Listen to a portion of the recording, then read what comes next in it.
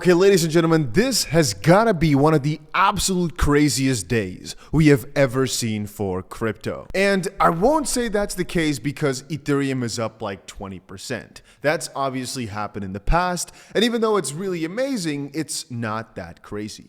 The main reason I'm saying that this is the craziest 24 hours is because we've seen those massive gains because of an SEC 180. So the SEC basically turned around their whole opinion that they've really pushed throughout the last couple of months of sue all these crypto companies, go after consensus, Ethereum is a security, to now all of a sudden being along the lines of, well, let's get this ball rolling. Let's get these filings updated. And almost my whole timeline here over on Twitter is just everybody talking about the probability of Ethereum ETFs getting approved. And that's because all of a sudden, some of these issuers like BlackRock, etc., had to remove their staking component of the ETF.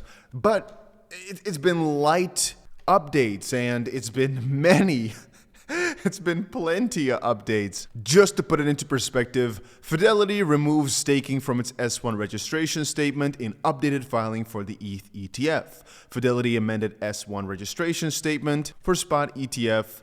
Ethereum's 11% spike holds after analysts update spot Ether ETF approval to 75%. And in the midst, the Grayscale CEO also changed around, probably because they were not getting enough inflows. But take a look at this, guys. Ethereum right now at $3,800, up 22% or so in a day. And just a lot of coins are up a ton. Lido is up 37%, BONK is up 32%, 𝗵𝗂 is back at an all-time high. And there are some coins not holding up too nicely. I think Gala had some sort of hack. Anyway, expectation now as it stands is we've got about, I'm going to say 48 hours before things get really, really funky. And the main reason I'm saying that is because I believe in roughly 48 hours from now, there's the first SEC deadline when it comes to these ETFs. But I've been reading up a lot about the situation. And as it seems, regardless of what happens in the first decision deadline, because once more, like I said, it's the 23rd of May for the VanEck ETF. But anyway, I want to quickly put in the middle here. Things are changing really rapidly. And I noticed in the comment section, some people saying, oh, they knew Ethereum ETFs were going to get approved all along. But really, when reading through the data, it really doesn't make a lot of sense. And that's where I wanted to put up to right now, that regardless of what happens right now, it's not fully there just quite yet. Because like can be seen in this article, Fidelity has filed an amended S1 application with the US SEC for its Ether spot ETF. The asset management giant has reportedly filed an updated S1 application, yes, it's been confirmed, stating that the ETF's underlying ETH tokens will not be staked because that's still a little bit of a debacle. S1 filings are the SEC's required registration form for launching publicly traded securities products in the US.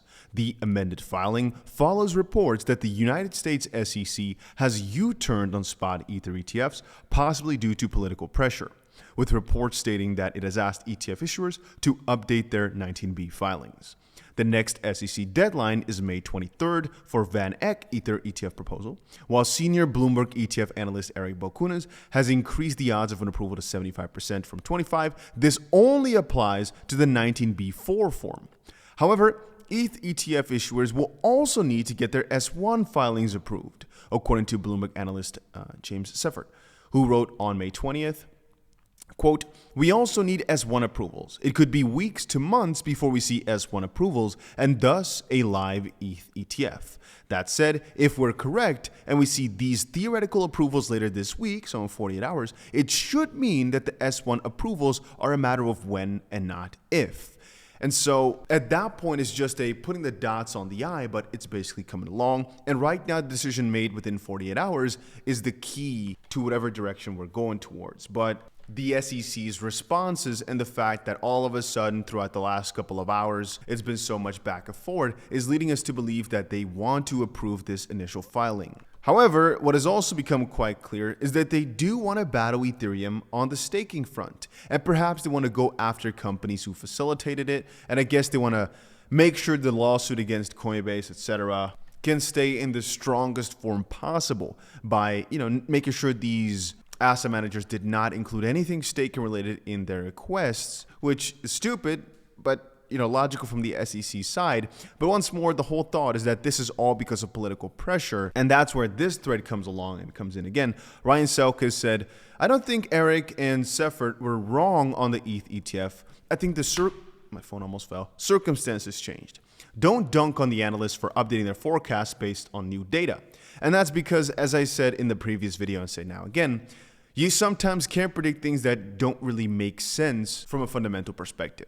That was a really weird sentence. What I meant is, let's say you have a certain set of data and the most logical outcome is this, and you present that to the people. If all of a sudden your data set changes significantly, yes, the outcome might also change. That does not mean your analysis was wrong. It just means your data is now different, like exactly we're seeing here with the ETFs. I noticed a lot of people in the comments section calling me a fudder for saying that it was most likely going to get denied. With Bitcoin, we saw these talks weeks before, and the approval ratings were like, 80% or so months before. With Ethereum, up until 72 hours before, there were no amendments, and the ratings was 15 to 25%. And all of a sudden it changed to 75, and everybody expecting it to happen, and new approval indicators because of those amendments. Anyway, the Bloomberg bros are going to get a bunch of shit now. And if they end up being wrong, to be honest, they 100% deserve it. Trash journalist behavior from the start on this call. They spoke with consistent certainty and routinely packaged their views as FUD for Bitcoin maxi engagement. Pathetic. And I disagree. Like they said, all the people they spoke to today, before and after we updated our odds, was blindsided by the SEC's change of stance. No issuer is ready because, once more, otherwise would have seen crazy amounts of amendments just before the deadline. So even the issuers are quite surprised. Exchanges aren't ready. Lawyers weren't prepared. So until today, there were low approval odds because it didn't make sense.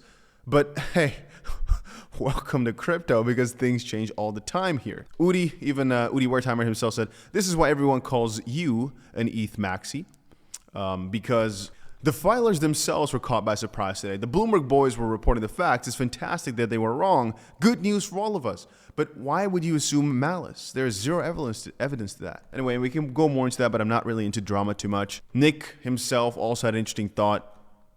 But first, again, DC saying, of course they had to update their analysis because it was wrong. All the BS about ETH being Sister Hazel and terrorist tweets on not happening and Larry getting his second rejection, speaking with certainty rather than probability on numerous occasions, because that was what it was seeming like. No wargaming of possible scenarios where approval might happen, nothing. Isn't that their job? They could just report on consensus views, but that's not what they're doing.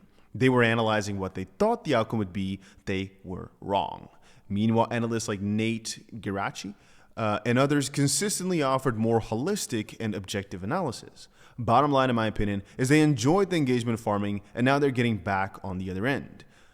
Don't care enough, right? Don't care. Nick says this, how was anyone meant to predict that Trump would all of a sudden put a 180 up and endorse crypto, leading some of these guys at the SEC probably to think, if Trump comes along, like I said in the previous video, it's an election year, he might want to do whatever the boss wants, you know? Anyway, this all makes me realize just how much politics plays a role in all this crypto stuff.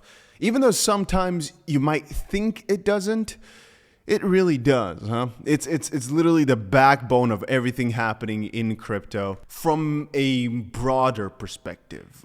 Every single decision from the SEC and from all these major agencies, it's not because it's for the good of the people, it's tactics. And I keep reminding people that the mission with crypto is freedom in a lot of senses, but the freedom is being decided by the ones who do not want you to be free. So those are certain conflicts of interest, which is why it's so interesting that Trump went for such a hard supporting stance, because I think it's going to show a lot of people that if you go against crypto now, you're not going to be on the right side of history, perhaps. Anyway, it seems that for all of us crypto holders, full send mode has been activated. We were talking about it for a long time, but now things are finally starting to get more and more serious. And it's kind of scary that this is coming along because now things might be moving really, really fast again. We expect Bitcoin first. That might not be over now. Ethereum. And Ethereum is going to have a season for a good while. And then smaller and smaller altcoins. It seems that right now is the time, guys. It really, really seems that way. But then again, it's crypto. So don't expect to wake up tomorrow to more gains. Expect to wake up tomorrow being flat out broke.